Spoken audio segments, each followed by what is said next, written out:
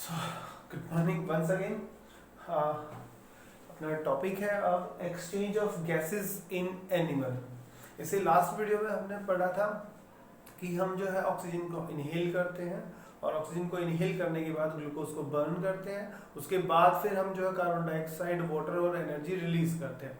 Carbon dioxide जो है फिर हम ब्रीथ आउट कर देते हैं। तो नेक्स्ट अपना टॉपिक ये है, हमारा टॉपिक ये है कि exchange of gases in animal, कि जो एक्सचेंज कैसे करते हैं। हम ब्रीथ इन भी कर लेते हैं, ब्रीथ आउट भी कर लेते हैं, कंटिन्यूअस करते रहते हैं, ठीक है। लेकिन कोई हमें ये नहीं समझाता कि जो ये ब्रीथिंग चल रही है, ब्रीथ आउट जो है, ब्रीथ इन कर रहे हैं, ब्रीथ आउट कर रहे हैं, ये कैसे होती है, ठीक है। तो हम जो है यहाँ अभी इसी टॉपिक को ही कवर करेंगे, exchange of gases in animal, ठीक है। एक्सचेंज जो है, देखो मैं अभी जो है ये एल्वोलाई, इसको बोलते हैं एयर सैक भी बोलते हैं, एयर सैक बोल दो या एल्वोलाई बोल दो, दोनों एक ही बात होती है। और यहाँ ये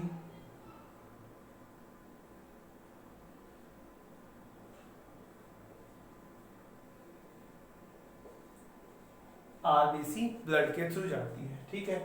ये लंग्स के अंदर चल रहा है, लंग्स, ठीक है। लंग्स के अंदर जो है, लंग्स की यूनिट होती है एल्वोलाई या फिर एयर सैक, एल्वोलाई या एयर सैक, ठीक है। हम क्या करते हैं, देखो यहाँ पर जैसे अब लेफ्ट से राइट चलेंगे, ठीक है। तो यहाँ से ब्लड एंट्री करता है और यहाँ से ब्लड जो है ये फ्रॉम हार्ट टुवर्ड्स हार्ट, ठीक है। ये हार्ट से डीऑक्सीजनेटेड ब्लड आता है,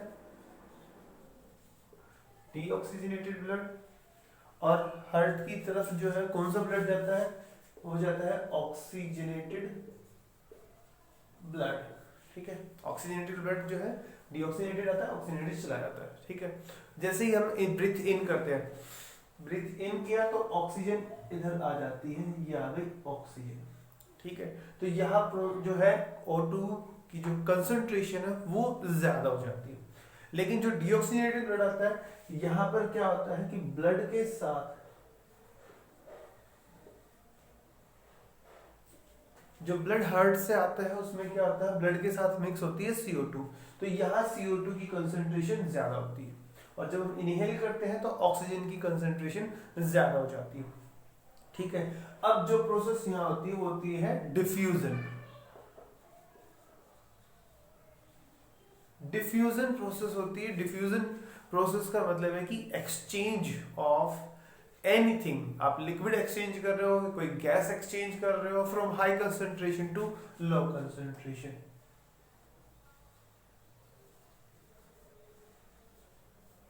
गैस और liquid,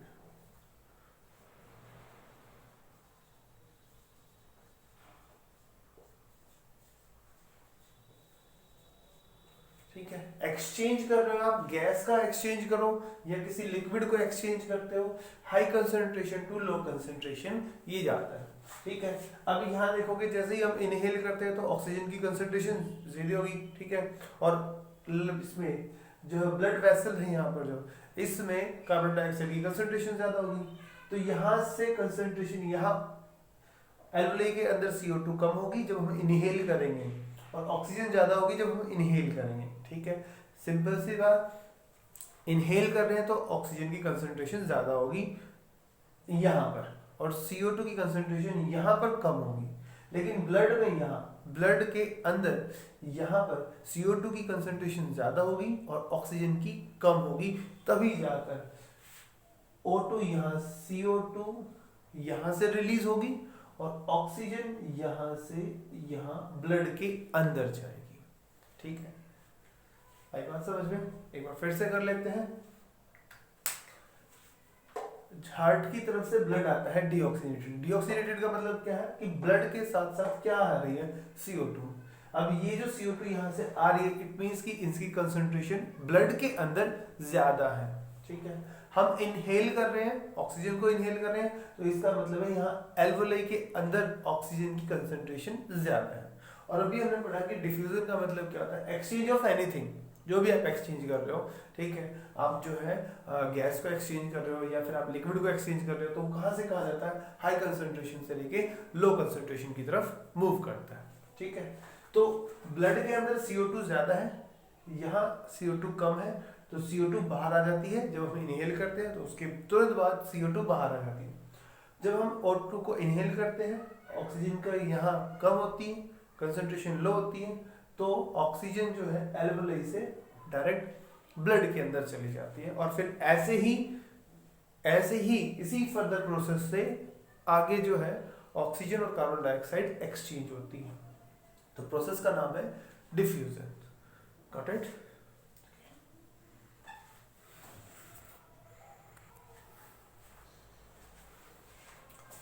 So next topic is comparison of breathing rate between aquatic and terrestrial organism।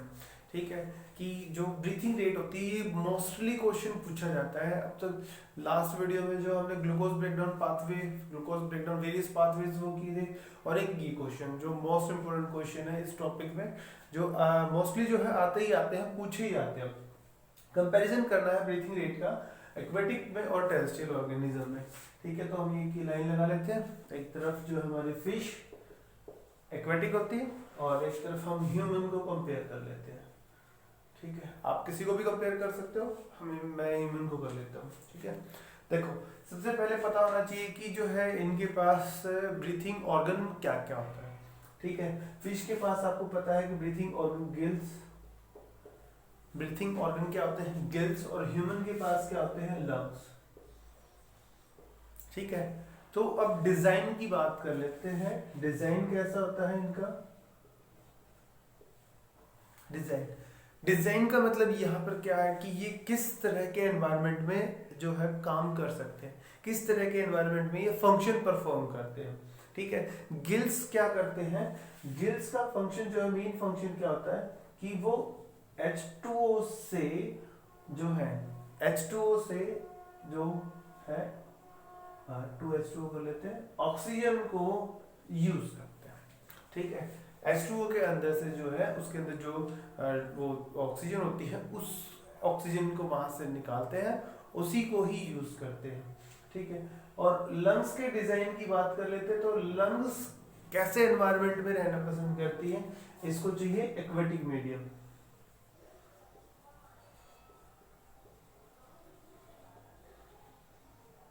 Aquatic medium, ठीक है। और हमें चाहिए होता है ओपन एनवायरनमेंट।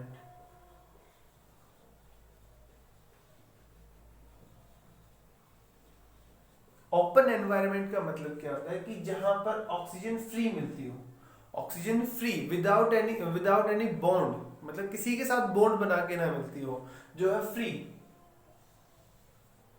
ठीक है, किसी के साथ भी बॉन्ड नहीं बनाती हो, ऐसी ऑक्सीजन की रिक्वायरमेंट हमें होती है, हम उसी का ही यूज कर सकते हैं। आप अगर आपको एक्सपेरिमेंट करना है, ह्यूमन को पानी में ले जाके डुबो के 10 मिनट बाद निकाल के ले आना, वो देख लेना, चेक कर लेना कि क्या पता वो जो है ह्यूमन पानी के अंदर सांस ले ले, लेकिन ये पॉसिबल नहीं है, आप इसको फॉलो मत करना, ठीक है।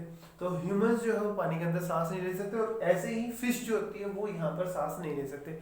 क्यों नहीं ले सकते? क्योंकि जो गिल्स होते हैं उनका डिजाइन ऐसा होता है कि उन्हें एक्वेटिक मीडियम चाहिए होता है, और लंग्स ऐसे डिजाइन होते हैं कि वो ओपन एनवायरनमेंट में रह सकते हैं, ना कि एक्वेटिक, ठीक है। अब आपने फिश देखी होगी, कभी आप जो है एक्वेरियम की तरफ गए हो या फिर ऐसी दुकान पे गए हो जहाँ एक्वेरियम रखा हो, वहां देखते होंगे कि जो फिश होती है वो कंटिन्यूस जो है माउथ को ओपन करती है, ठीक है।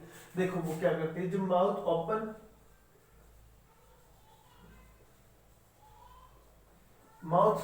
कंटिन्यू करती है, लेकिन हम जो है यहाँ पर किस ऑर्गन का यूज करते हैं, नोस्ट्रिल्स जो है, नोज, और इससे जो है इसके अंदर नोस्ट्रिल होती है, तो माउथ को क्या करती है, माउथ को कंटिन्यूस ओपन करती है, जो वाटर को इनहेल मतलब पानी को जो पीती है, और उसको फोर्सली क्या करती है, गिल्स की तरफ पास कर देती है, और वहां जाने के बाद जो गिल्स के पास जैसे ही वाटर आता है, वो उसके अंदर से ऑक्सीजन को निकालकर डायरेक्ट जो है ब्लड को दे देता है, और फिर वापस जो बच जाता है उसको वापस कर देता है, ठीक है। वाटर को इनहेल करता है, एंड डायरेक्ट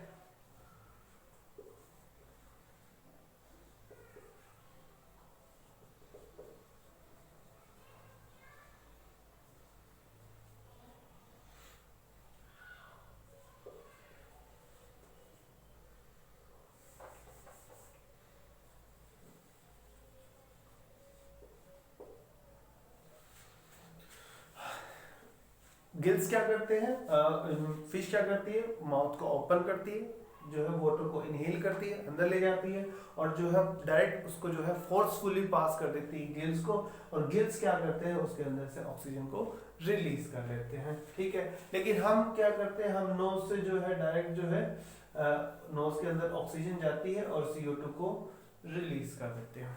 ठीक है, और हमारी जो ब्रीथिंग रेट होती है, ब्रीथिंग रेट लो होती है।